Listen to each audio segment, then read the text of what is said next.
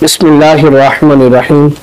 अस्सलामुअलैकुम वरहमतुल्लाहि वबरकातुहू। दोस्तों, उम्मीद करता हूँ तमाम दोस्त अहबाब खैरियत से होंगे। आज इंशाअल्लाह आपको बड़ा ही ज़बरदस्त जो है मैं वजीफ़ा दे रहा हूँ।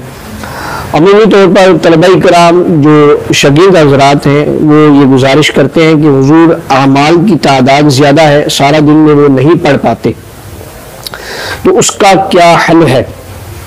यानी आमाल की तादाद ज़्यादा है, मुदावमत नहीं रह पा रही, तो अब इसका क्या हल है कि जिसके ज़रिए तमाम आमाल जो है उसकी मुदावत नहीं, वो उसको किफ़ायत कर जाए, कोई इसके इवज़ कोई ऐसा अमल है।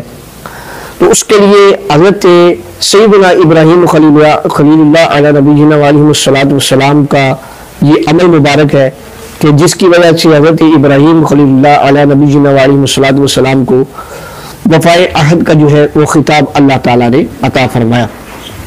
कुरान करीम में है व इब्राहीम अल्लज़ी वफ़ा। ये खिताब जो है आपको इसलिए अता फरमाया गया कि आप सुबह शाम इन कलिमात की जो है वो तिलावत फरमाया करते थे, तो अल्लाह ताला ने उनको ये अहद का जो है यानी अहद वफ़ा का जो है आपको खिताब जो है अता फरमाया। अब वो आयत मुबारक कौन सी है कि जिसकी वजह से हमारे आमाल जो है उसकी कोताहियाँ, उसकी कमियाँ जो है वो पूरी हो जाएंगी।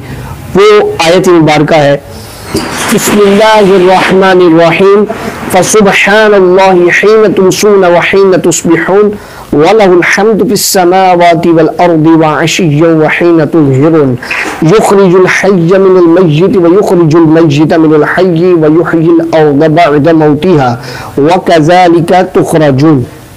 ये आयत मुबारक है।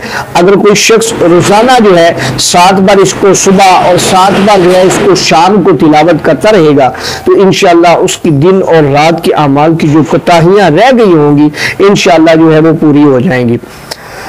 यानी अगर आप आमाल पढ़ते हैं, रोजाना 1-2 आमाल रह भी जाते हैं, तो इंशाअल्लाह इस आयत मुबारक की बरकत से इंशाअल्लाह आपकी जो कोताही अमल के अंदर रह गई है इंशाअल्लाह वो कोताही जो है वो पूरी हो जाएगी और इंशाअल्लाह आपका अमल जो है इंशाअल्लाह वो खराब नहीं होगा, उसके अंदर ताकत जो है वो मुदावमत की इंशाअल्लाह बाकी रहेगी।